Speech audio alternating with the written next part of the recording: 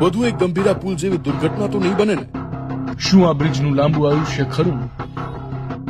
દ્વારકાના 1 વર્ષ જૂના પુલના પોપડા ખરવા લાગ્યા છે. આ દ્રશ્યો છે બેટ દ્વારકા જવા બનાવાયેલા પુલ એટલે કે સુદર્શન સેતુના.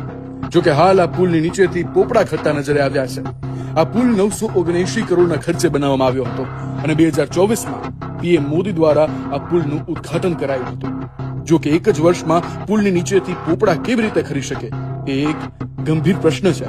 કારણ કે વારંવાર તંત્રની આવી ચૂકથી નિર્દોષ લોકો તંત્રની આળસુ નીતિનો ભોગ બને છે.